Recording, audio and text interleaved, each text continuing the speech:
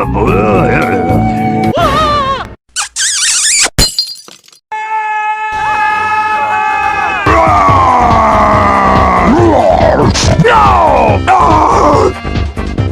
I texted her like 3 days ago, and now I'm all like, should I call her?